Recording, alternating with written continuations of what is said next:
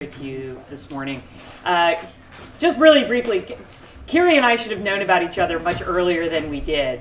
But it was really such a revelation for me to learn about her work, particularly her recent work. So she is trained as a musicologist. She is currently professor of music and American studies at Brown University. Her first book, and this I have to read, right? Her first book was Traveling Home, Sacred Harp Singing in American Pluralism. So she's done ethnomusicology as well. She's published in Ethnomusicology, New Media and Society, Game Studies. But her two subsequent books, after that first book from 2008, the first was Playing Along, Digital Games, YouTube and Virtual Performance with Oxford in 2012. And the most recent one, which I actually brought here, I think it's such a wonderful book, so I was rereading it on the plane, is Playable Bodies, Dance Games, and Intimate Media. And even beyond this, the other thing that Kiri does that I think is really important for us, and particularly for some of us, is that she, with Sydney Skybetter, organized and now runs an annual conference, the Conference for Research on Choreographic Interfaces. So Conference for Research on Choreographic Interfaces. CIRCE.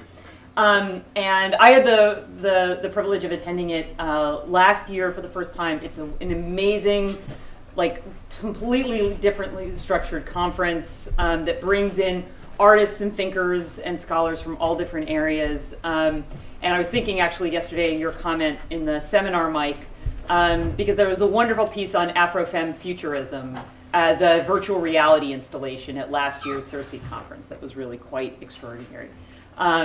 Anyway, she's an amazing thinker, a wonderful person, and a great resource for a lot of us particularly, and I think will give us some really good ways to think through the different ways that we're thinking about dance and body and its relationship to technology this week. So without further ado and fangirl, fawning, I present Kiri Miller.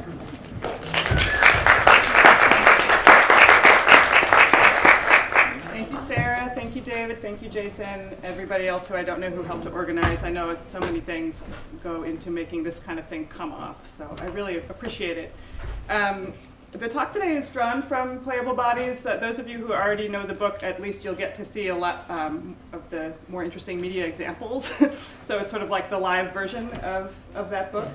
But before I get into it, I will just give a little bit of background on how I got to the project on dance games and what kinds of broad questions have been driving my work since about 2006, I would say. So my research is about forms of play, performance, and embodied practice that bridge the virtual and the visceral. And I use ethnographic methods, which I think so far the faculty mostly have not. Is that right? So I'm here kind of repping a little bit for ethnography as well as popular culture, social media, other things like that. Ethnographic methods to investigate digital media and participatory culture. So that includes things like video games, web discussion forums, YouTube videos, blogs, and all the communities of practice that they gather. So the case studies in this book, Playing Along, highlight a central theme, which is that both digital media and embodied knowledge have this special capacity to bridge space and time to create connections between dispersed and diverse individual human experiences. And I'm particularly interested in how digital media are brought to bear in the transmission of embodied knowledge. So I'll just quickly walk through a couple of the core research questions from Playing Along. Someone you might know. We get together now again.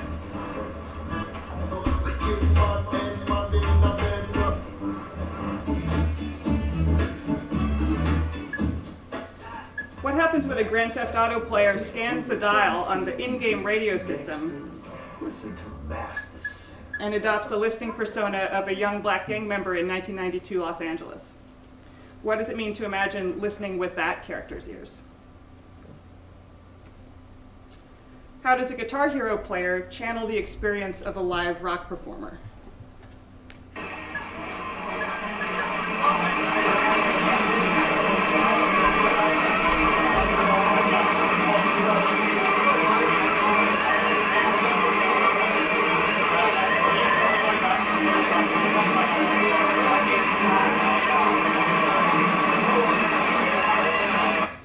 how does a beginning guitar student translate a two-dimensional, pre-recorded, online video lesson into 3D physical practice and an intimate relationship with a distant teacher? As you're going through these, right? So I'm going to just scratch it out. Down, down, down, up, down. Down, down, down, up, down. All right, let's try it with a G chord. It'll sound like this.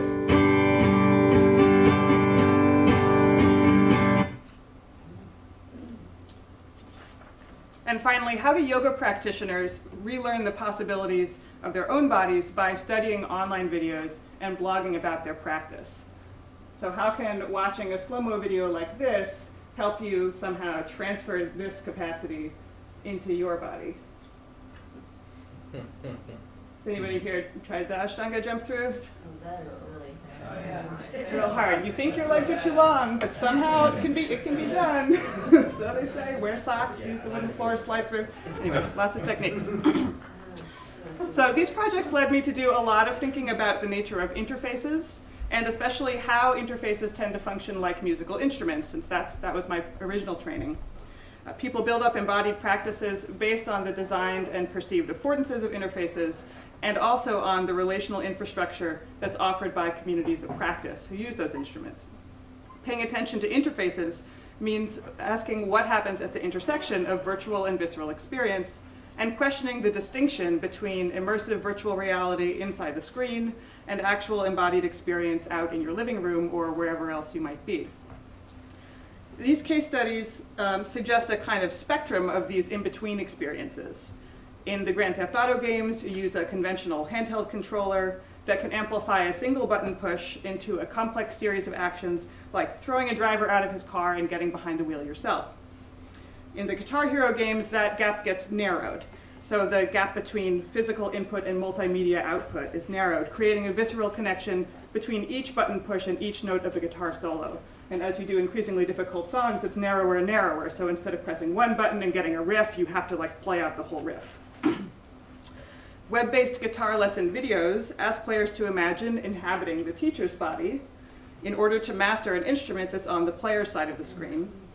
And finally, yoga videos that are posted to blogs and YouTube posit the human body as a kind of common interface or controller that's shared by all practitioners, but that turns out to be sort of stubbornly variable in practice. So one of the attributes that divides these case studies down the middle is the presence or absence of real-time feedback, which is one of the conventional defining characteristics of interactivity. So, like in the video games up top, you're getting feedback from the game system, and down here, in theory, YouTube is a broadcast medium, right? So the teacher can't kind of tell you what you're doing wrong. And that's where dance games became really interesting to me, because they use motion sensing technology to provide that kind of feedback on full body motion, or at least gestural motion, depending on what system you're using. So in these games, the player's whole body is functioning as an input device. Meanwhile, there is this other body on the screen, the body of the screen dancer, but the player's motions are not controlling the screen dancer's motions. And I'll come back to that and dwell on it a little bit, because it's really important for how these games work. Instead, like dance students, the player is getting feedback on how well they are mirroring the screen dancer. So in some sense, the playable bodies that are constructed by dance games are not the bodies of the animated characters. Like in game studies, we talk about playable characters, right, or non-playable characters. But instead, it's the body of the player. Like, that's the playable body. So who here has played Dance Central? Anybody? A couple people. What about Just Dance for the Wii? More. Yeah, that's pretty typical. So more people had the Wii at home. More people have played Just Dance with the Wii. So I will be spending more time today on Dance Central and the Connect system, because it has full body motion tracking instead of just tracking one arm. But here and there, we'll talk about the kind of distinction between those systems. I'm going to start with a little bit of material from a rehearsal mode video for Dance Central. So this is when you're kind of doing skill and drill to learn a routine. I'm learning a move called the Dodger. The flashcard icon reminds me that I'm going to be stepping off with my right leg, but with a front cross. So I'll be moving to my left. I bend at the waist, raise my fists, and start. Hey, jump right in. 5, 6, 7, 8. Your turn. Alright, check it. 5, 6, 7, 8. Right? Yeah. Check it. You might already have it. 5, 6, 7, 8. Hell yeah.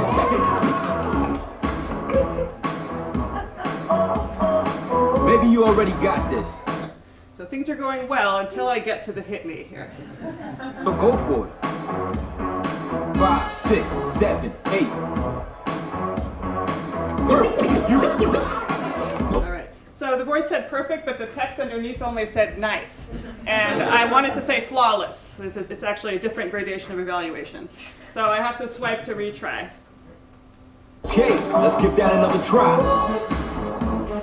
5, 6, 7, 8.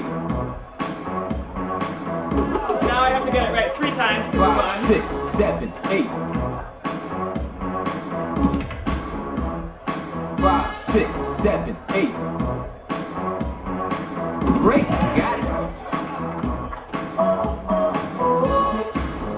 right. So that gives you a little bit of a feel for the rehearsal mode.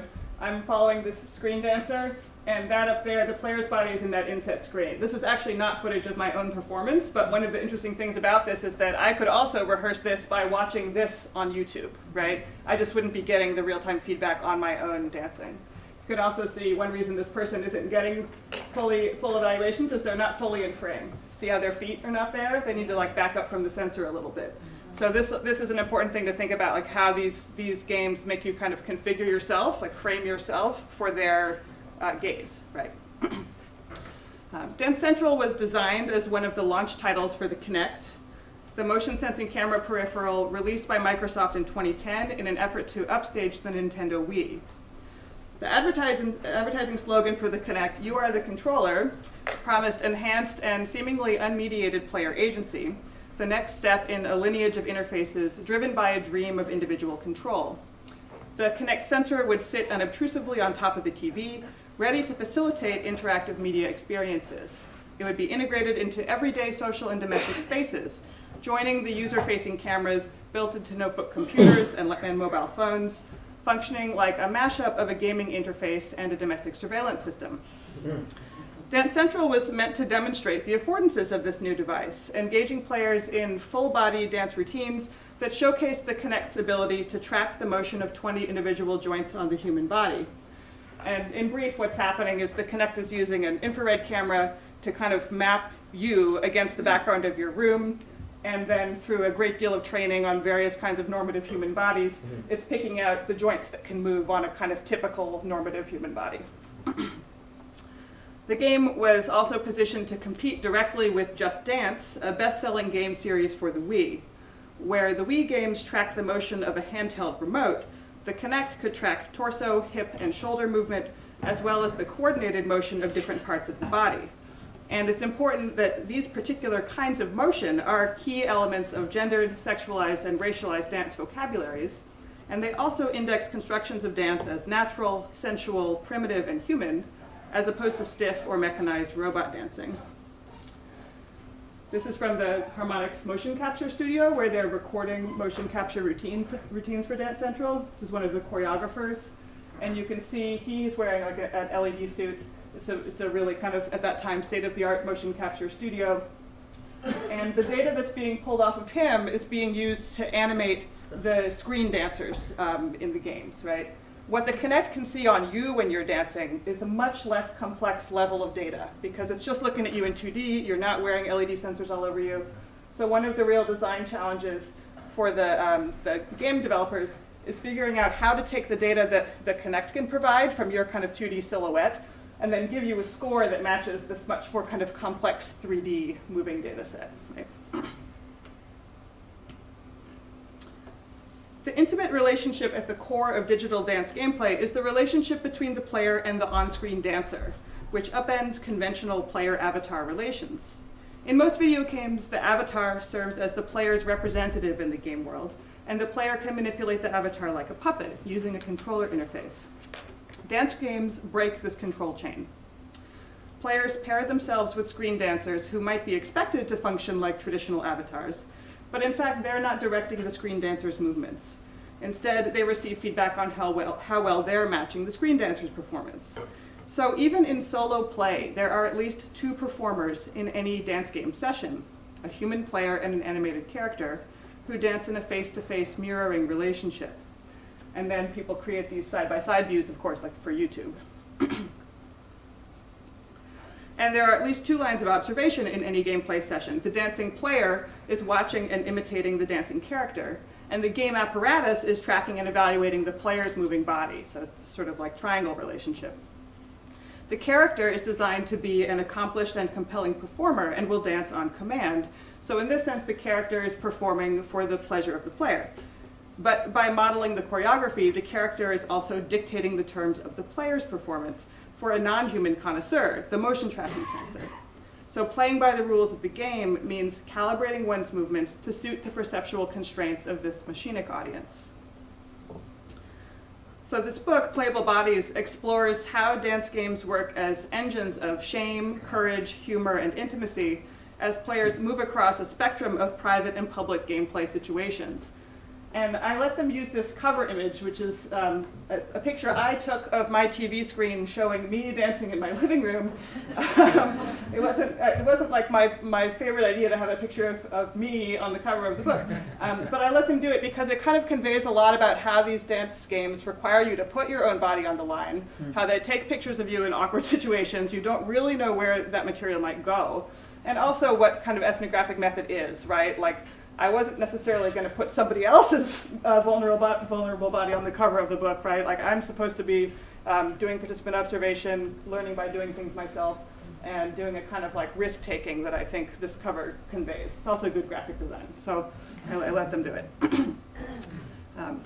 In the book, I investigate how dance games function as intimate media, how they configure intimate relationships among humans' interfaces, musical and dance repertoires, and social media platforms. I proceed from the premise that intimacy is a relational quality generated by dynamics of recognition and reciprocity, as well as control and consent. It's not instant mutual knowledge. It's not this kind of empathy that people kind of valorize as this magical quality. It's not instant mutual knowledge. It's a form of cumulative understanding that entails deferred agency, vulnerability, and struggles to communicate. Like all intimacy, the intimacy of dance is driven by the push and pull of trial and error. Dancers cultivate intimacy with their own bodies through processes of estrangement, risk-taking, and miscommunication. They come to understand boundaries by pushing against them and sometimes pushing through them to the point of injury. They cultivate relationships with other dancers by engaging in these same processes collaboratively across multiple bodies, attempting to recognize the quality of someone else's embodiment and reenact it in their own bodies, and rarely getting it right the first time. Through these processes of recognition and misrecognition, prospecting for sameness and difference, developing technique and sharing repertoire, dancers cultivate a visceral sense of connection that requires ongoing care and that changes over time through cumulative practice. As this brief sketch suggests, dance offers a powerful model for thinking about intimacy in terms of multisensory experience and the materiality of human bodies. Dance games link those sensing material bodies to interactive technologies that cultivate new techniques of moving, listening, seeing, and being seen. Some of my first questions about dance games were inspired by a signature phrase uttered by my boombox teacher in Dance Central. 5, 6, 7, 8. Yeah, I see you. Nice. What does this game see? Who's watching? And how do players experience being seen? Dance games offer private dance experiences driven by surveillance technologies. And for many players, this contradiction is at the heart of their appeal. Players can work through a dance curriculum and master a repertoire without ever submitting themselves to human evaluation. The games promise that they can leave behind anxiety about their technical skills, their body type, or whether their identity traits seem to match the game's moves, musical repertoire, or expressions of gender and sexuality. But these are also social games. They're designed for groups, and they're popular at parties. Even those who only play at home alone or with trusted friends often participate in a broader community of practice through social media. For example, a player commented on Dance Central's Facebook page that the routine for Carly Rae Jepsen's Pop Confection Call Me Maybe is dope, but followed up with, I mean, I'm a dude, so I won't be dancing to this song in public. So you can see some of this routine. Hey everyone, this is Call Me Maybe, new DLC from HowlRound.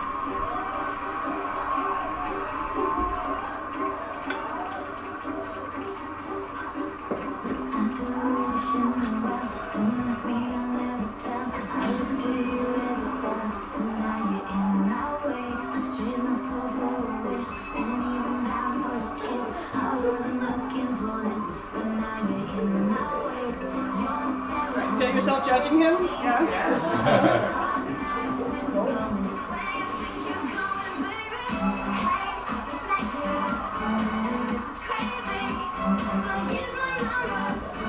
Yeah, gotta get to the chorus.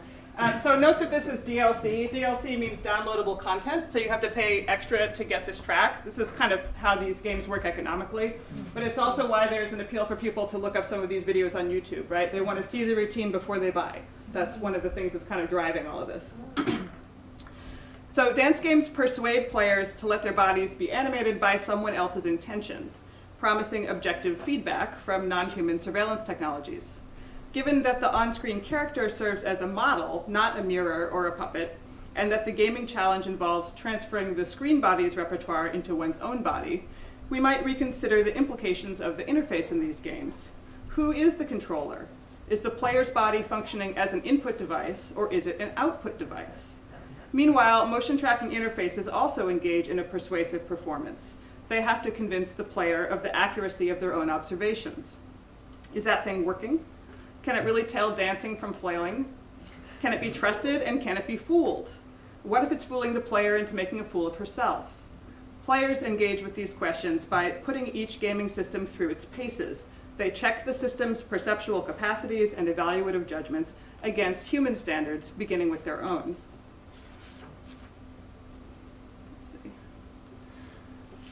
As we saw at the opening, Dance Central's rehearsal mode allows players to work through a routine one move at a time, repeating difficult sections as needed. Players learn how closely the Connect is scrutinizing their dancing, picking up the subtle technical distinctions that can generate 3 different accuracy ratings for each move. The voiceover dance teacher who offers instruction and encouragement has no human body. He is represented on screen by this stylized boombox. All of the teacher's technical and emotional feedback is conveyed through the voice, which is conventionally masculine, and further marked by accent and vocabulary as African American, urban, and young but authoritative. And actually the American part is important because, of course, these games also circulate transnationally. The boombox is an emblem of old school hip hop street culture, and it speaks in hip hop vernacular. It's notable that this boombox has a voice but no eyes. And indeed, the artist's choice of speaker configuration seems to deliberately avoid giving any impression of eyes. You could imagine it'd be very easy to put eyes on this thing if there were just, you know, those round speaker holes were also on the top, right? Then it'd be kind of like a face. But one of the teacher's catchphrases is this phrase, I see you, I see you. Here, Dance Central stages surveillance as recognition. I see you is high praise, and it draws a parallel to expressions like I hear you and I feel you, which convey empathy and respect. I see you says your performance is so good that it's broken the fourth wall. You've transcended the TV screen and the Connect lens. But who has seen you? The teacher voice is not the voice of the Connect.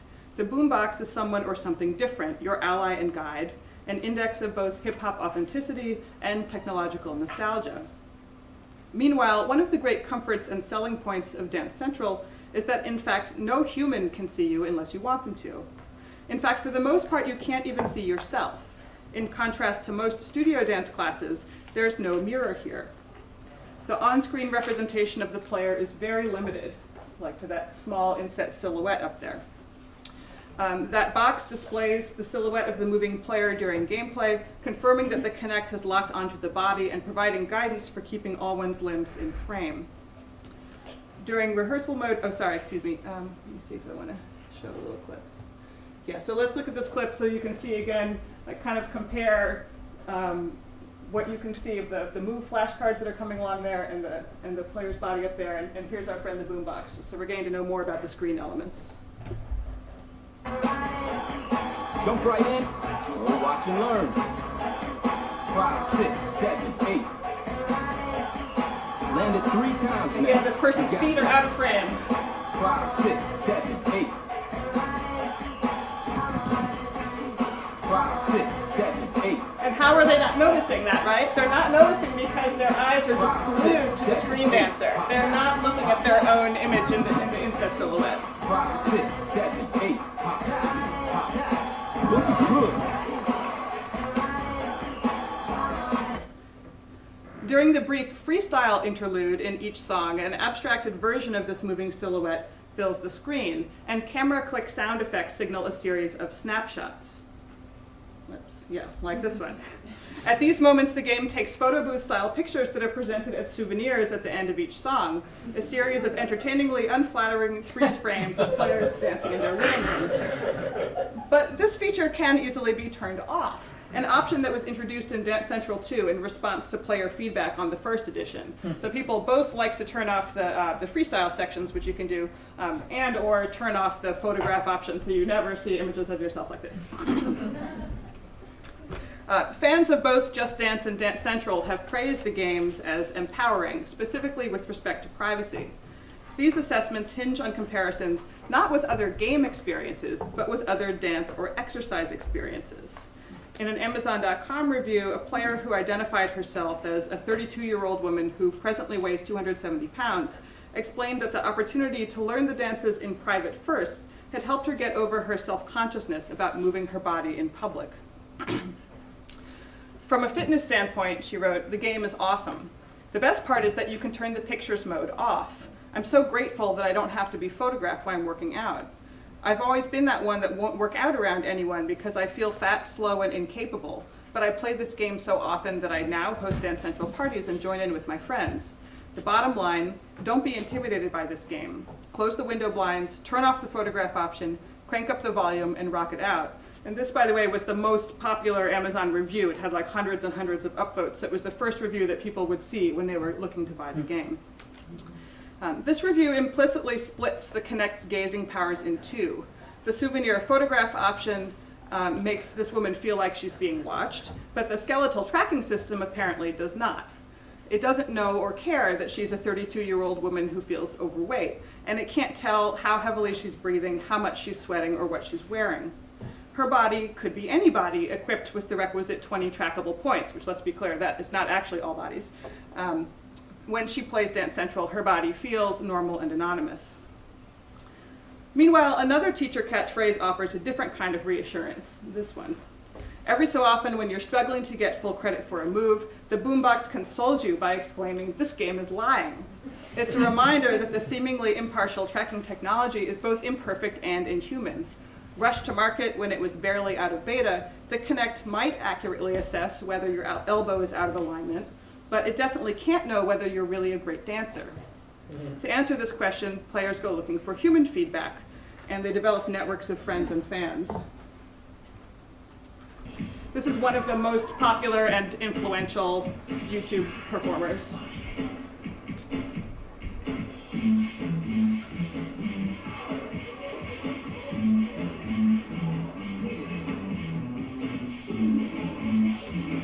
She took the proceeds from her ad revenue and started a cake decorating business. So I think she's now successfully running in California.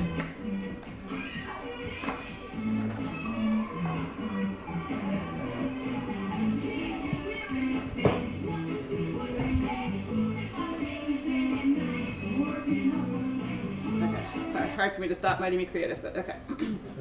Yeah, thanks for the likes and comments, please subscribe, etc. She has accounts across a whole bunch of different platforms. Just Dance and Dance Central are music games as much as they are dance games. In fact, from the standpoint of recruiting and retaining players, they might be considered music games first and foremost, because of the way they capitalize on players' prior relationships with particular songs, artists, and genres. The games don't just teach people a repertoire of basic dance moves and then set those moves to music. Instead, they offer carefully curated collections of licensed popular music tracks, with choreography tailor-made to match each song. Their dance routines are kinesthetic transcriptions of existing musical works. Game choreographers cultivate special listening techniques to create these routines, and players report that performing game choreography transforms their listening experience. And I'm gonna briefly exit the PowerPoint and just tell you a little bit about kind of some of the remediation chain for this version of Apache. Apache, some of you might know, is a really classic b-boy track. So that like, you know, break dancers, if they hear this song, they like have to go to the floor basically and perform. And the Sugar Hill Gang sampled heavily from it for a classic track in the early 80s. So when Just Dance 3 released this game, the choreographers and the designers clearly did a little bit of kind of media archaeology to figure out what kind of imagery and what kind of choreography would be appropriate to kind of like sell this track to current dancers. And when I first saw this slide, I thought, we'll go back to it for a second. Okay, it's like sort of basic appropriation, right? They're making this game in Paris, by the way. The Just Dance game is produced in Europe. So they're like, okay, Apache, let's have a kind of stereotypical Indian, and then hip hop, let's have a kind of street scene, and these like speakers that are built into totem poles. It seems a little like a, you know, little pastiche and maybe a little offensive. And then I went digging a little to figure out where these materials came from. And first of all, if you go looking for Apache performances by the Sugar Hill Gang, you'll see that in their live performances from the 80s, they were wearing these feathered headdress outfits. So that's interesting. These videos are kind of amazing. And the lyrics for the Sugar Hill Gang version call out a lot of stuff from the references to the Lone Ranger. I mean, you can kind of go down a whole rabbit hole with that. And then I went looking for where the choreography was coming from. It's not b-boy choreography. Just Dance can't track like head spins and stuff. It has to be easier than that, and you have to be pretty much up on your feet. And it's from the Fresh Prince of Bel-Air. So let me show you this routine. Okay, thank you. That was rad. And this is really a kind of classic example of how Just Dance mobilizes kind of embarrassing moves. Bel Air, California, please welcome Will, the Thrill, and Boogaloo Shrimp.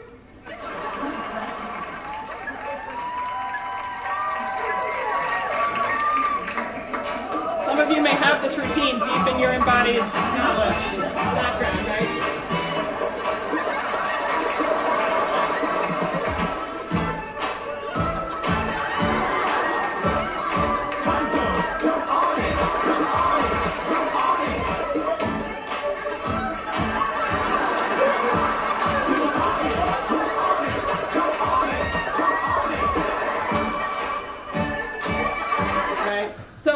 Where most of the moves for the Just Dance version came from. And they had also more recently been in circulation because the actor here who plays Carlton, the kind of bougie cousin, had just been on one of the big dance reality competition TV shows, right? So all this stuff is kind of rapidly recirculating and being remediated and driving its, you know, driving each other's popularity, right? Right in there also, one of the members of the Sugar Hill Gang died, so people were going to that website and posting about the dance game, right? So it all kind of like rolls around amazingly. So I'll come back out of there, back into here.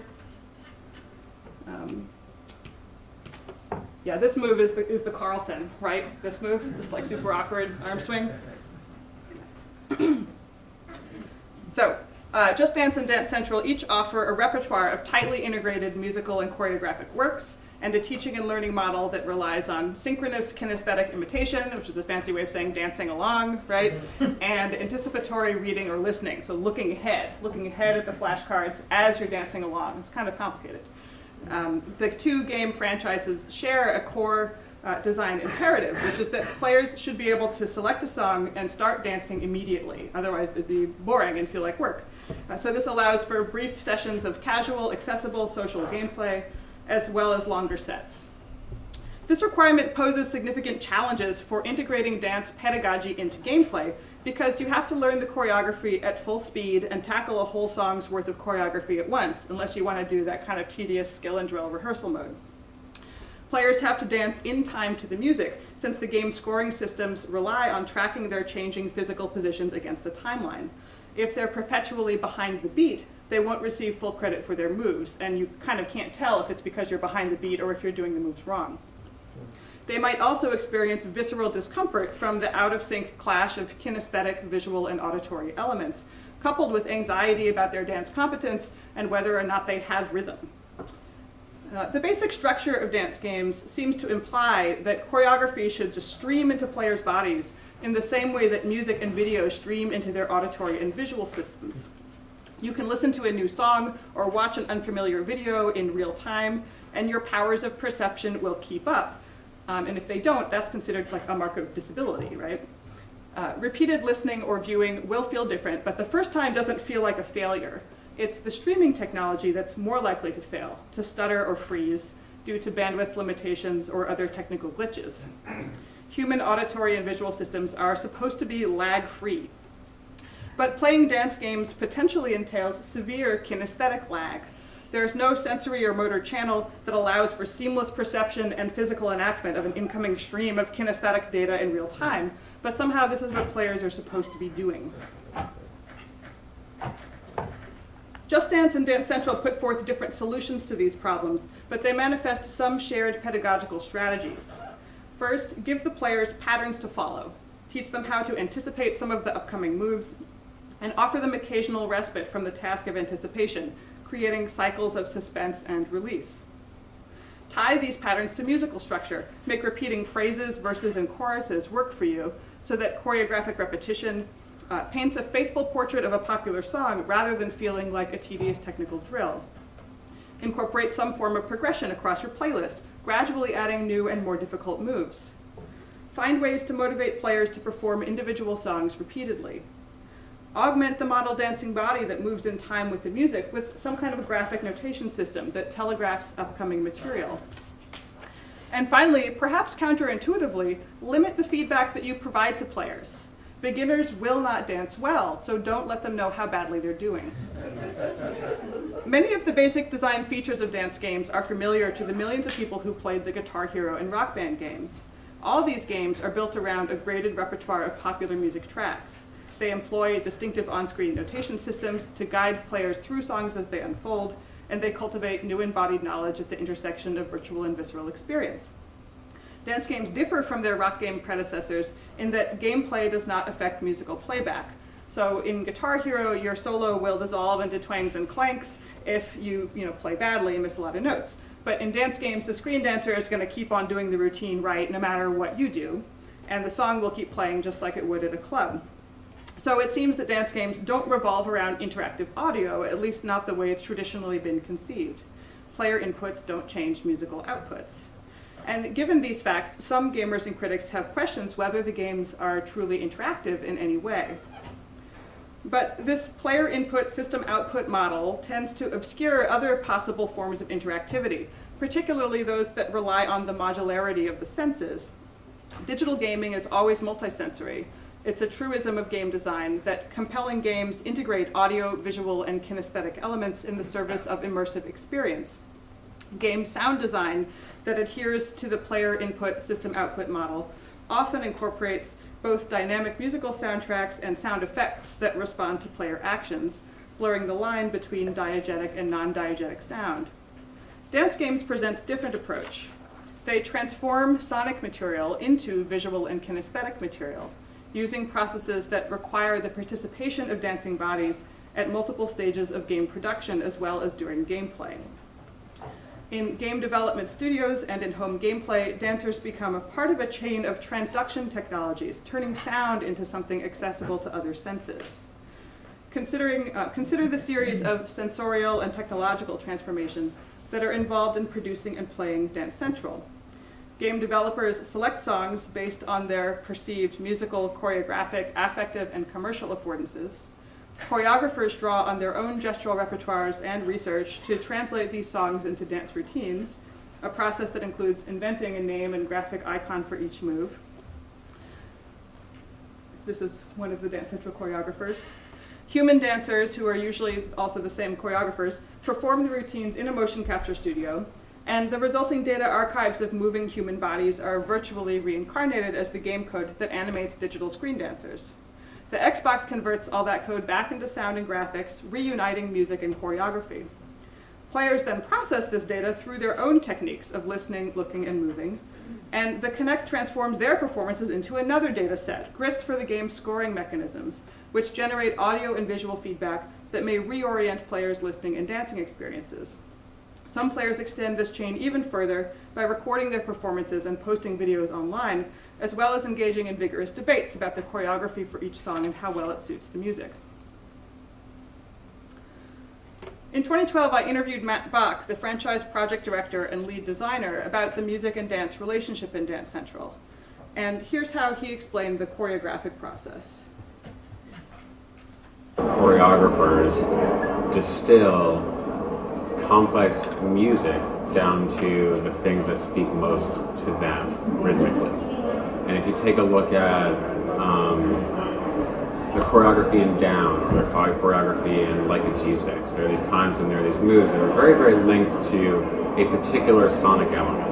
When the choreographers are listening to this stuff, they're, some of them are reacting very lyrically. You'll see, songs like Drop It Like It's Hot, which have like almost miming elements to them. Then you have songs like Down or like a G6 where people are latching on to sort of rhythmic elements, and you're to an extent beat matching, but what your beat match is actually dance that is distinctly aimed at musical elements of the song. So you are reacting to audio, but you're reacting to someone else's reaction of audio, if that makes sense. Bach is pointing to the distinctive forms of musical listening that inform both choreographic work in Dance Central and players' subsequent experiences. Creating choreography entails responding to lyrics, distinctive rhythmic, melodic, and timbral features, and phrase structure. And here he explains a little bit further, focusing on rhythm. Pointing out different things, they're like pointing out to different things, and they have a sort of unique verbal language for the thing where they're talking about the booms and the cats. And what they're talking about is usually the kick of the snare, or the hand clap, or whatever's sort of subbing in for the bass and the percussive head. And they're feeling out those boom cats is what they would tell you, and sort of building moves around those patterns and the ways in which they understand the music. And then the player has the experience of dancing to the song and feeling those moments in the same way that the choreographer did. As the choreographers carry out this task of feeling out each song, they're working within particular parameters. They have to create a unique routine and something that will feel right to players who are already fans of the music and might make converts of those who aren't. That's especially important when it comes to selling additional individual tracks for the games, DLC, as I mentioned before. These tracks offer a new revenue channel for the digital music industry, reinvigorating a very old business model. This is very much like selling sheet music transcriptions of currently popular repertoire so that amateurs can perform it at home. Choreographic variety and novelty are huge factors in selling additional DLC tracks, so the choreographers must avoid recycling too many individual moves. Together, these circumstances constitute a central creative imperative for game choreographers. Their goal is to identify and kinesthetically amplify the distinctive sonic features and lyrics of each track. But where does interactivity come into this process, either for choreographers or for players? I asked Matt Bach about this kind of challenge that these games aren't interactive, and this was his response. The process of dancing to a song is interacting with it. It is not changing what the song is, but it is changing your perception of what the song is, and I think that is valid. I think your proprioceptive reactions, or your proprioceptive interaction with the game, is also proprioceptive interaction with the music. And in feeling out with your body a given rhythm, I think it pushes your audio system to find the same pattern and to figure out where that is. You hit the beat and you feel that is a pattern in the song. You notice that there is a bass synth that is doing that rhythm. You understand that rhythm better. You hear that particular part of the song because that's what the part of the song that the choreographer was hearing when they were making the move for it. So that very tight linkage between the song and the choreography for it explicates a fair amount of musical information to the player, and I think. So just in case anybody doesn't know, proprioception is the sense of your body's position in space, like how you can touch your hands together with your eyes closed, right? This notion of proprioceptive interaction offers an unusual approach to thinking about an active relationship between player and game sound. Instead of casting about for evidence of players' agency, their perceived control over the game technology, Bach points to how Dance Central gameplay changes the players.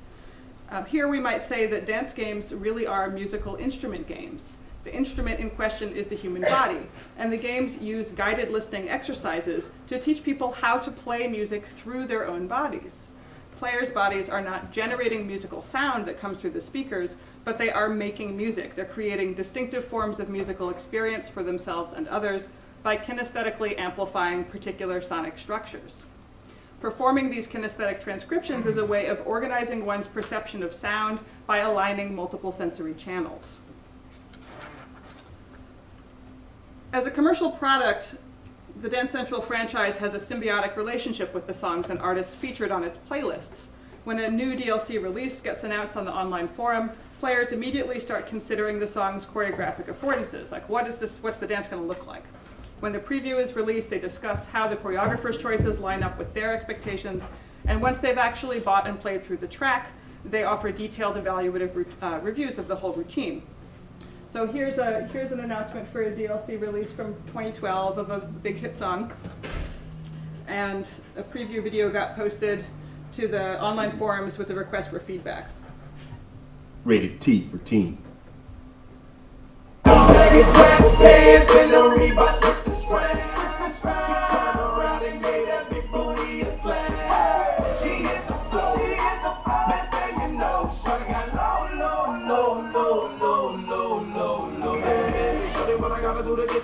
So players immediately jumped in and started posting kind of reviews of this preview material, and they actually didn't think it was very good. For instance, they were really unimpressed that there wasn't actually some kind of like getting low move for the low part of the chorus, which seems kind of ridiculous, right? So you can just read for a second. This is three different people in a row posting.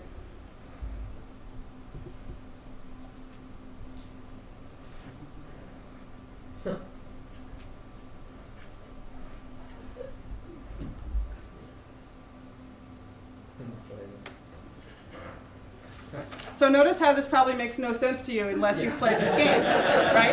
And that's important, right? So these games are introducing a kind of choreographic vocabulary that people are then deploying to make these elaborate kind of critiques, but a lot of the moves are, like the names are specific to the games. Sometimes they'll be broader, like jazz squares and stuff like that, but a lot of them are very particular to the games.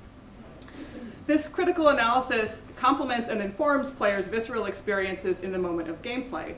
Here they're reflecting on their multimedia embodied experience as dancers and listeners. Game discourse grows from this lexicon of move names, a list of choreographer credits, because people talk about the style of the different choreographers, and common experiences of a shared repertoire, letting players compare routines and identify specific choreographic styles. The online format also makes it easy for players to link through, like to the muscle switch there, to illustrative examples when words fall short. Players also assess game choreography based on their prior listening experience. This is one of my favorite quotes, so I'll read it. Whenever I heard low on the radio, mainly the first thing I'd note for this song was its heavy bass. I turn up the radio in my car and just have fun listening. Second, I'd notice its badassness that it has, technical music theoretical term. However, Dance Central sort of made it into a feminine, girly song. I also love this type of feminine because it sounds so active, like, it's feminized the thing, a feminine, girly song. Don't get me wrong, I have no problem doing girly moves in the game, but Dance Central ruined the reputation that this song had. And we'll pivot to talking about gender in just a second. So this player is pointing to certain musical features as projecting a kind of badass masculinity, and he suggests that the choreography has emasculated the song. Forum discussions give players space to hash out the conventions for talking about how routines feel in practice. Tiring, full of flavor, girly, badass, a good fit, or a poor fit with the music. Dance games use choreography then to remediate listening experiences. The game choreographers interpret musical structures and perform the resulting kinesthetic transcriptions for motion capture systems, which archive them as digital data, and then players make their bodies function as the playback technologies for this archived material, a process that relies heavily on musical listening. Thus, dance games offer a new channel for the transmission of embodied knowledge and for indexing that knowledge through popular music, feeling out music with one's body, and imagining how it might feel in someone else's body. So thinking a little bit more about some of these gender issues that came up there, These games remind us that as we think about multisensory interactivity, we have to address the articulations of sound and kinesthetic repertoire with other cultural formations, including identity categories that are experienced through the body. These routines often include gendered and racialized movement styles, which tend to invoke or reinforce connotations in the musical material, including lyrics, the identity of the lead vocalist, and the deeper history of the song, as we saw with Apache. Players readily talk about masculine or feminine moves in the games, and much more readily than they talk about race issues, by the way.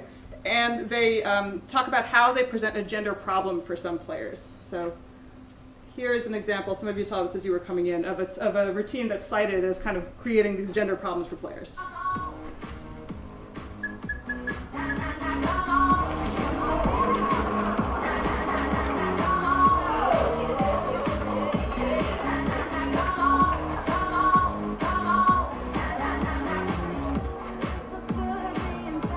Note the move names also. The Princess Snap here, right? The Blushing Bride. Right. So here's a player post on the forum, Dancing Like a Lady. Even though some of the Dance Central soundtrack is awesome, lately I feel like some songs got me feeling like I have to close my shades or wait till everyone's asleep to dance to some of those songs. Well, what I'm saying is lots of songs are for the ladies, not guys. Can you have male, female, same song DLC? So the request there is to have male and female versions of every song, right? My hips are getting sore, and for some reason going shoe shopping, right? So Black Sun ATL, who's from Atlanta, is suggesting that every song should come with separate male and female routines. And this was a common request as the different versions of the game came out. Matt Bach told me that during the playtesting process, there had been a strong push from a bunch of people to record every song with a guy and record every song with a girl, and not have the routines necessarily be different, but have the performances of the moves be masculine or feminine. Matt Bach rejected this gender binary out of hand, asserting his own belief in a gender continuum, and he's actually been quite active in the game design world in this arena. He told me that it would be heartbreaking and disenfranchising if a genderqueer or transgender player had to make a binary assertion, like picking a male or female routine, at the beginning of gameplay. So while players can select among several different apparently male or female presenting characters for any song in the game, the choreography doesn't change no matter what screen dancer you have. Even if players choose to perform exclusively with male characters, they'll still experience some of these moves that are marked as femme or girly, and vice versa. Players have a variety of strategies for coping with cross-gender performances if they find them uncomfortable. Responding to Black Sun ATL's discomfort, one player offered a list of songs that she assessed as being guy or gender-neutral songs, and the names of the game choreographers who tended to produce more masculine routines, though she also ended her post by saying, "Lose your inhibitions or you'll never have any fun." A male player seconded this suggestion and added, "Doing girly dances on a video game isn't the same as going out and busting some moves to It's Raining Men in a club or at a school dance or something. To me, dancing to a girly song just shows confidence and or the ability to disregard what other people think. And not dancing to them is just like a waste of $15 to $20 or however much the songs would add up to." There's a nice kind of neoliberal imperative there. In a similar forum thread about another song, one player suggested that maybe it would help to play these girly songs with a female screen dancer, not in order to role play as a female performer, but instead in order to admire the sexy spectacle of the screen dancer's performance.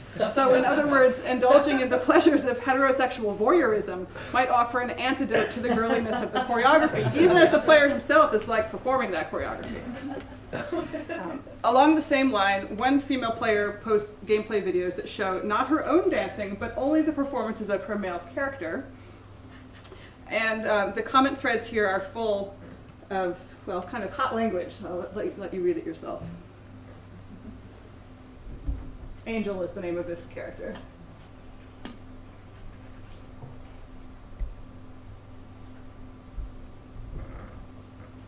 So here we have a female player who's performing kind of stereotypical feminine stripper moves in order to watch her male avatar perform them against his own gender type. And there's a peculiar kind of deferral of agency here. The dancing player submits his or her own body to the will of the game choreographers so that they can in turn fetishize the dancing character. Another strategy for approaching the gender politics of Dance Central involves butching up one's approach to feminine moves. In an interview for a player's video blog, one of the game choreographers offered some tips. So here's Mighty Me Creative, who we saw dancing before, interviewing one of the choreographers. Focus more on the arms. Like in Rude Boy, you definitely see this going on. But, exactly, but what I do is that, and I still get a flawless score. So I'm giving you guys tidbits on the game. Guys, just really like move more back and use your arms more. That takes away all of the things that may be uncomfortable for you, but being able to really like whip it down, the Connect still sees that you're doing the movement and it still reads you as a flawless score. You just got to make sure that everything is clear and precise. So you can focus more on the arms and being more of a bam, masculine, dominant effect rather than being real rolling, you know? I'm telling you, it's not just for girls, it's for guys too. We made sure that it was for y'all too, so y'all could feel like men after you do it. You didn't always feel like, you know, you had to do girl. Okay. Ricardo is amazing. All right. So of course there are some players who embrace the opportunity to engage in cross-gender performance, either because they enjoy playing with their gender identity, or sometimes because they have unassailable confidence in a fixed gender identity, and therefore they recognize a satisfying technical and artistic challenge in the task of embodying another gender through dance. So here's an example of choreography that rapidly juxtaposes masculine and feminine marked segments, performed by a player who's gotten a lot of praise on the Dance Central forums and then a lot of kind of typical slagging on YouTube.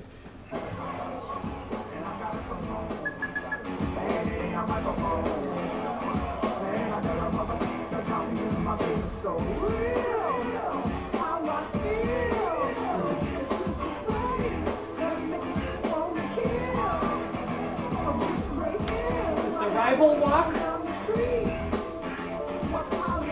Devil walk, the diva, the dive roll, the rear view, and the booty pop.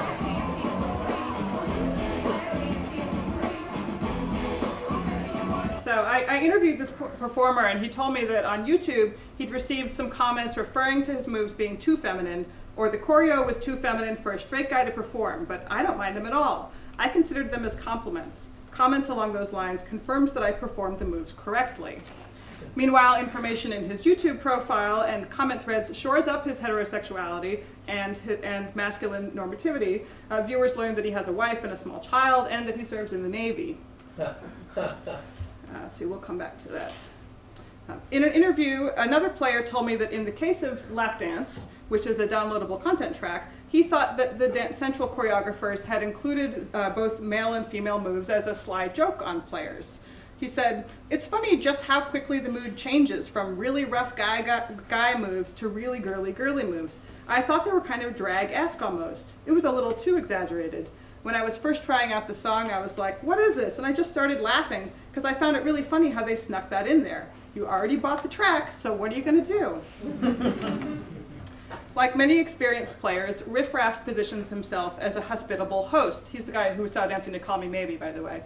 A hospitable host for Dance Central's choreography, allowing alternative gender performances to pass through his body without ceding his own possession of the premises. That's from Vivian Subject.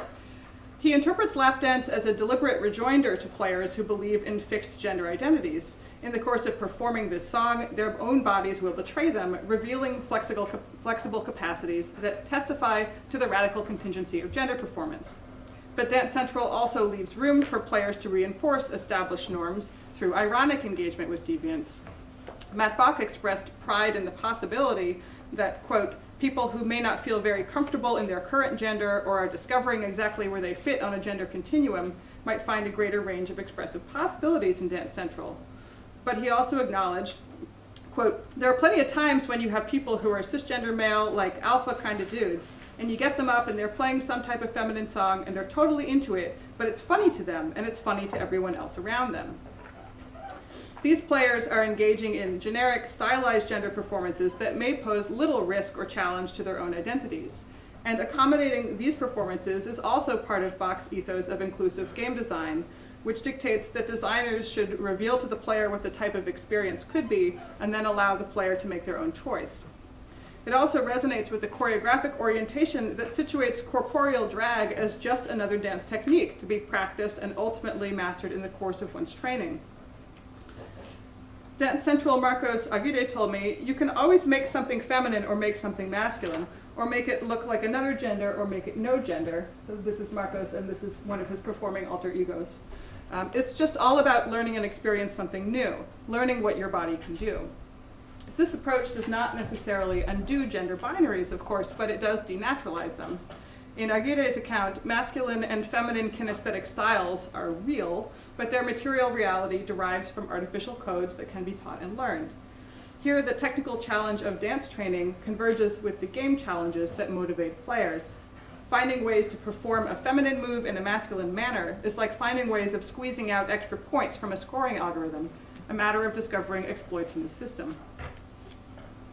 Okay, so to wrap up, the playable body is the body as playback device, capable of reenacting a repertoire that's been stored away in the archive of cumulative embodied experience.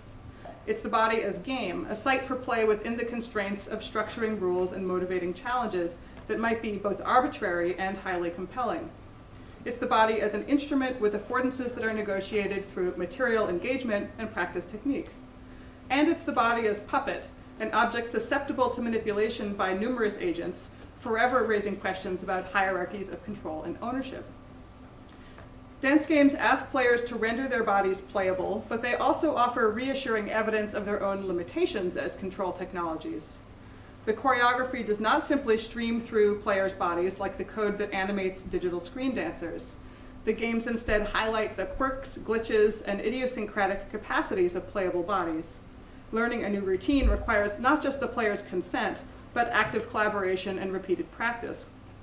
Part of the appeal of these games lies in their affirmation that humans are not mass-produced interchangeable pieces of hardware, preloaded with an operating system that will let us run software sold to us by multinational corporations. They show that choreography operates through the mobilization of techniques of moving and attending to others' movements, of listening, of remembering and anticipating. In the course of learning choreography, the playable body is not a receiving or consuming body, but a recognizing body, engaged in practicing familiar techniques and feeling out new ones through trial and error. Embodied performance practices have always circulated across sensory domains, media platforms, and social spheres. These games structure that circulation by engineering a new confluence of surveillance technologies, listening and movement practices, and intimate social relations, which work together to materialize the playable body as a choreographic interface. Game designers, choreographers, and living room dancers have engaged in a complex, sometimes contentious collaboration on this project, finding ways to use emerging technologies and established social media platforms to support the virtual transmission of embodied practice. Their efforts honor and celebrate dance as both joyful play and satisfying labor. At the same time, the games articulate connections between the precarious vulnerability of social dance situations and that of subjecting one's body to tracking and evaluation by non-human technologies. As we move forward in an era of media that asks us to put our bodies on the line, dance games offer insight into how people are drawing on their accumulated knowledge in making sense of new technologies, and how that knowledge can be playfully tested, seriously challenged, and ultimately transformed. Thank you.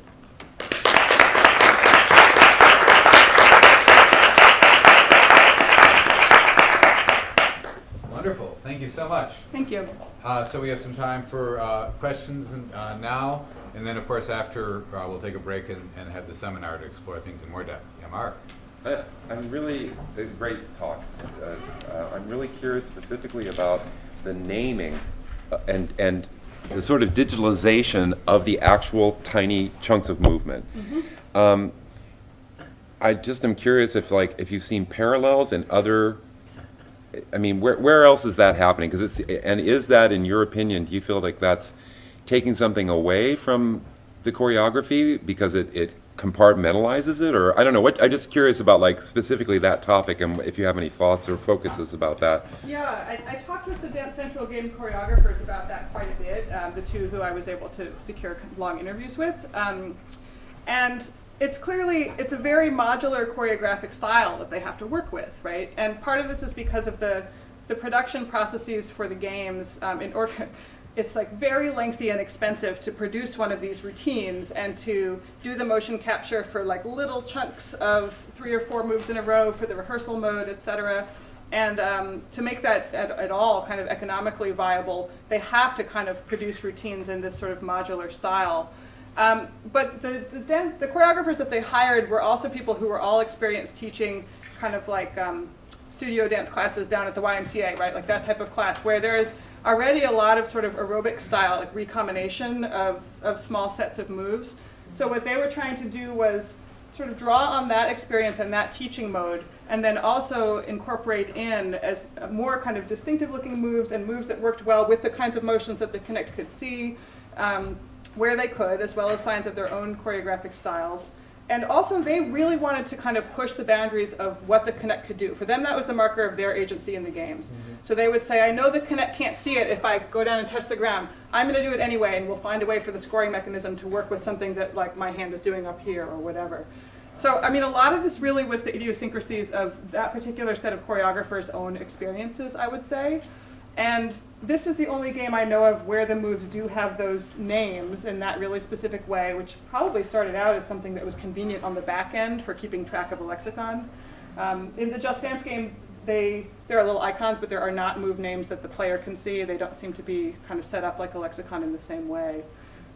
I mean, certainly you could see antecedents for this in some realms of dance history and some kind of formalized dance techniques where people sort of copyright their own kind of move names. So I'm rambling a little bit. Well, I would, because it's also interesting to me, having worked with a dance company for 20 years, that dancers actually do that. Yeah. They actually name things because they also need a reference to call back to it. But it's much more fluid in its implementation than this. This is much more rigid, and because I'm just always interested when technology imposes a limitation that seems like it might take something away or something like that. Yeah, yeah. And for any of you for whom that's an interesting topic, the chapter of the book that deals with talking with the choreographers, they talk kind of through that in terms of their own experience as dancers at some length. Yeah. Go ahead. Hi, that was wonderful. Thank you. You kind of glossed over this a little bit, but you mentioned the word freestyle, and that there was a freestyle area, zone, play, way. And I was curious about how the game, as a thing that is looking for specific things to call flawless or nice, how is that applied to the freestyle? Do you have to be freestyling within what Mark just talked about, these named moves that the Connect or the system already knows, or are you just freestyling and the system goes, yeah, that was great freestyling, 20 points? Yeah, so I mean, the short answer is mostly that you get positive feedback for anything that you do in freestyle, but there is actually some tracking of how well you're matching the beat of the song. So just how much your movements are locking onto a beat, not kind of specifically matching moves. One of the interesting things to watch, of course, was how people would approach freestyle if they had that option turned on. And that's, of course, a marker that people would use for whether somebody could really dance or was a real dancer, was what happens when freestyle starts. Are you going to just kind of repeat what was going before? Are you going to be terrified and just look awkward? Are you going to suddenly do some totally other repertoire? That's a kind of moment of judgment among players. Yeah. Yeah, that's interesting. Yeah. We're getting a lot of love on this side of the room, so I'm the small question. I was really struck by your first book, Sacred Harp. Seems to be so out of keeping with the work you're doing now. Not true. But I know that that's true, that there is a connection there. And I was trying to work it through myself, wondering about EDM and certain ideas about trance and altered consciousness. And I was just wondering if any of that, to hear you speak to the not just the methodological things that are shared by the projects, but I think conceptual too. Right, yeah, so this is a challenge that faced me, for instance, when I was going up for tenure, right? And I had to explain that this was a coherent research trajectory. So, I mean, basically, these are participatory musical practices that rely on circulating mass media products. So, for those who don't know, sacred harp singing is a sort of like a folk hymnody singing tradition with roots both in New England and the South, but it relies around this circulating tune book that has a patented notation system invented in 1798 that was designed to teach people how to sight sing, right? So you see the parallels already, right? So that's one of the things. I mean, the other is the kind of strong emphasis I think you're quite right, actually, to bring out things like ideas about trance or rhythmic repetition, because the affective experience of sacred harp singing is very much about generating a kind of flow state with a group of other people in a very like loud, sonically immersive, almost like a club environment in some respects, even though I mean, it's really true. Like the kind of experience that people have there is very similar, even though the musical material seems very different. So that's the kind of short version of that. Cool. Yeah. Yes. I'm kind of interested in the creation, the maintenance of the cultures that come out of this. I'm a big rocksmith addict, and there is a group that since 2014, the last edition of Rocksmith, has maintained online. Connect is no longer available since 2017 for Xbox. So is there a maintenance of these communities? Yeah, so it's interesting what happens, right, when these platforms kind of turn over and you can no longer get a new Guitar Hero controller or whatever. Or yeah, Dance Central is out of production now. They're not making new versions of the game for new versions of the Xbox. So of course, to some extent, people maintain the legacy technologies for a while. But the other thing that happens with dance games in particular, of course, is like when you know the routine, you don't actually need the game hardware. Like you can still do the dance. So in some ways, these communities can be maintained that way, and also using the YouTube archive, right? So it's interesting that these kind of layers of other digital media archives make it possible for people to continue kind of working with this repertoire, even if they don't have a Connect or their Connect is broken or whatever. This is also one way the games have kind of worked transnationally. Many people live in spaces where you can't use the Connect because the room is too small, right? It's a very kind of suburban-oriented technology. You have to stand like 10 feet back from the sensor, which just doesn't work in many places around the world. But people would still engage with some of these games and repertoires really just by using YouTube as a kind of sub. Yes. Hi. Thank you so much. It is so exciting. Thank you. So I'm curious about several different things, but in particular the use of vulnerability and intimacy. Because there's still something about the screen, the body in a separate, your living room space. And so maybe I was trying to connect that to the idea of playable, okay? And could you, you talked about, so to get there, you talked about perception and proprioception. So I'm curious as a practitioner, how, if you feel that it has become more intimate, is there a progression in intimacy? Is there a progression in vulnerability as one becomes, in a sense, an expert or moves towards expertise in that technique? Of in a sense becoming a playable body. You know, as you've done this, you said 2000 and something, and I'm curious, like, what's that? Yeah. Yeah, so the arc of vulnerability, it depends a little bit about whether you're thinking about your relationship with the game technology or your relationship, for instance, with other people who might be in a room with you when you're playing.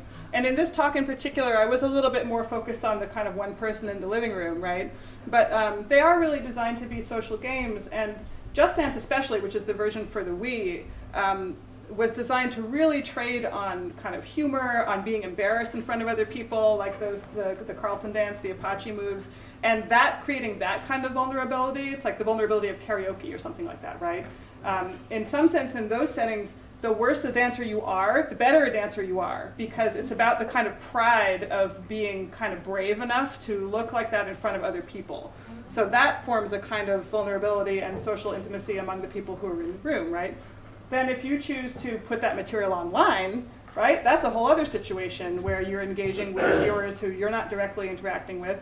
And some people will kind of come to your aid and defend you, and others will insult you in all kinds of horrible terms. And that's another way of kind of subjecting yourself to the social media machine. And again, a kind of proof of courage, right? But what you're talking about sounds a little bit more like the more intimate kind of dancer's experience of, you know, kind of becoming the tool of the artist, of the choreographer, and putting this repertoire into your body so that then when you get a new routine, you can almost automatically like sight read it along and kind of just put yourself into the space of being that person's puppet in a way, right? And I think that also definitely is a part of the way, especially Dance Central works with the more difficult routines, and they're all kind of graded by difficulty. Does that help? Yeah, that's really cool. I'm wondering if you know, there's another part of the technology are these characters who are from the human body to the cartoon. And I'm wondering, in one of the things you were citing from players who were saying, oh, he sparkled at me or whatever.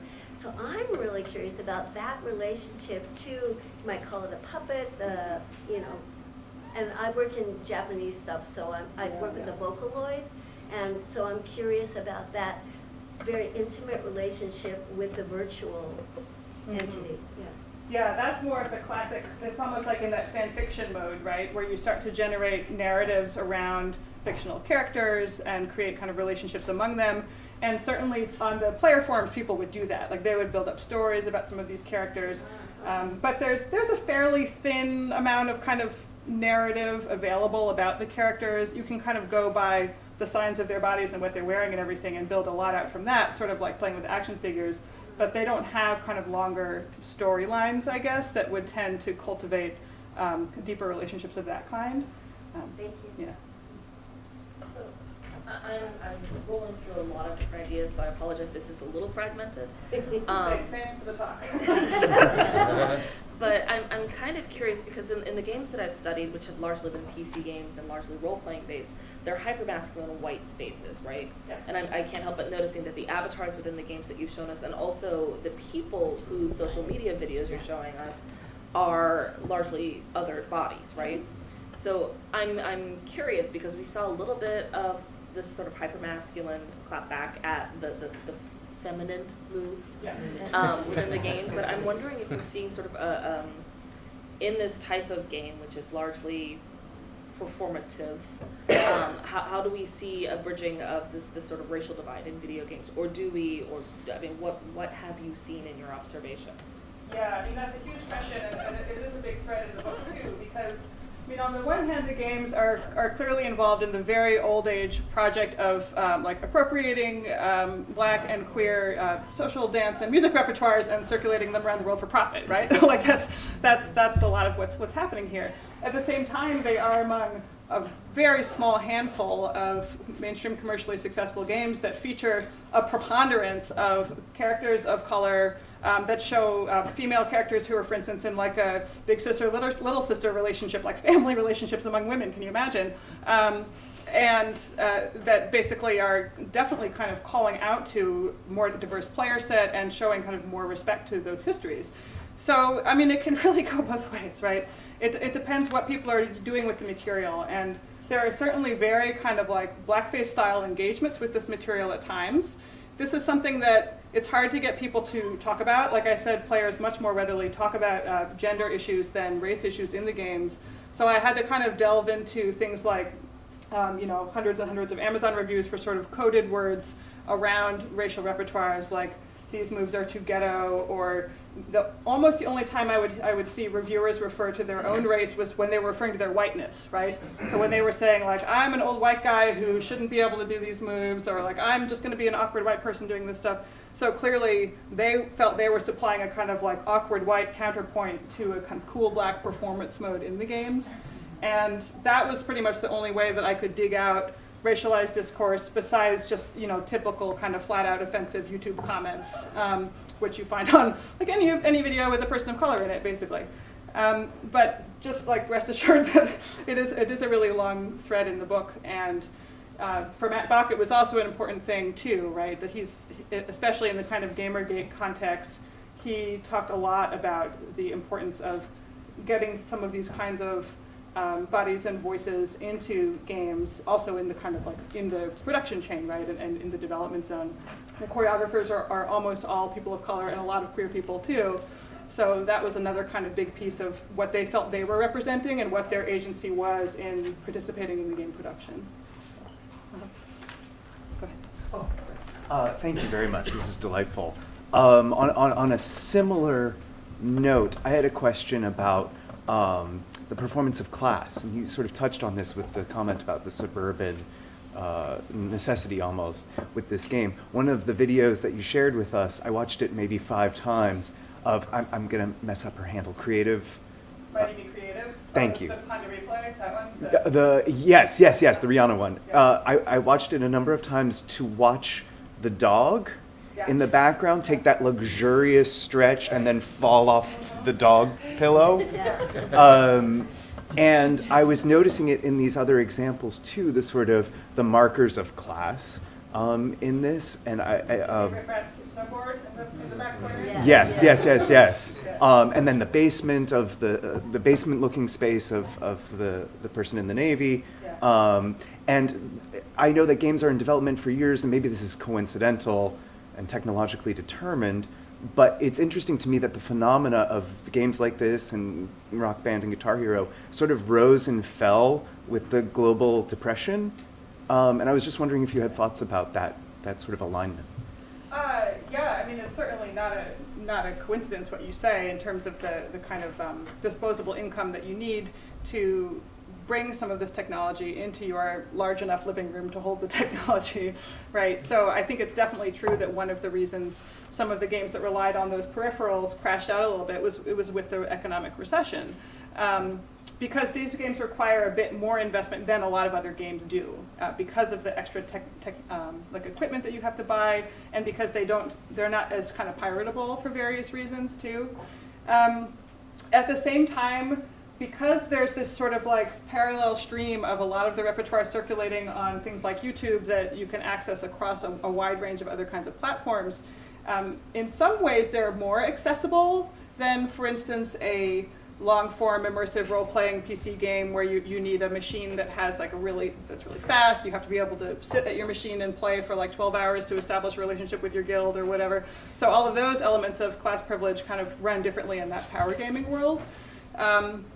And the kind of the social game, the kind of smaller units of play that are here, and the ways that these kind of circulate alongside things like music videos or lip syncing videos or whatever, I think actually brings them into somewhat of a broader class space than some of those more traditional hardcore games. Of course, there's also a lot of transnational issues about when certain technologies are released, like the Kinect didn't come out in Brazil until after it did here, or whatever, like that kind of thing. We're very close to 10:30. Maybe one more question. Yeah, Sean. I guess I'm really curious about how the technology in the motion capture studio affects the undertaking of making these dances and whether or not that technology has an effect. Several years ago, I spent a very long week in the summertime basically reverse engineering how all this stuff works. Working with a Connect system, and my creative partner, I would have her basically strike a pose and then map all of that information into my programming and then see if we could build a choreography where the system would respond to her doing these movements correctly in the right sequence and so on. And it was one of the most painful, slow-moving, non-dance-like weeks of my life, and she was not happy either. And so there's something about dance that is engaging at times in a state of flow and other things and whatever. And this is so not only wrapped in this technology, but is also compartmentalized into these little tiny movements. Would the dances turn out differently if they were? I don't know what the question is, but I'm just curious, what would the dance look like if it wasn't so surrounded by the technology that is necessary to make the dance? Yeah, there's no question about it. I mean, and it's two things, right? It's the constraints of what the Connect can see in the living room, as well as the constraints of what is effectively captured in the motion capture studio, which is more, but still, still a limited data set. And that's something that the choreographers had to kind of push against and test the limits of all the time. And then they might kind of make a routine and try to have it be something that they would like make for any kind of setting, and then they would have to adapt or adjust it to say, well, actually, it kind of has to face forward all the time, or actually, like you can't touch another person, right? I mean, there are a lot of limitations like that. Or like if we work in a turn, how are we going to deal with that, right? And then whatever they would produce would then go to the filter testers at the development company, who would try to figure out how to tune the scoring system, right, so that people could get kind of satisfying feedback on how well they were matching. So it was very kind of negotiated. So sometimes what the screen dancer is doing is actually a lot more kind of complex and subtle than what the Connect would ever be able to track. And it's what players can put kind of in between the frames that then becomes the kind of marker of flow or real dance or the marker of the choreographer's own style. So there are even little like finger and hand gestures that the Kinect can't track at all, but that are still included in the animation because the choreographers felt that they were a really important aspect of the style, and they know that the players are going to, some of them, will work to mirror those moves and learn them, even if the Kinect is not kind of seeing what they're doing with their fingers, right? So it's just, yeah, I mean, it's just kind of like negotiation all the way down, basically. And they're doing the same kind of thing that you guys were doing, but at a kind of like larger commercial scale with a team of 10 choreographers. Okay, so if you have more questions, store them, remember them, and how long do you think we should we give this? We're going over to the seminar room session.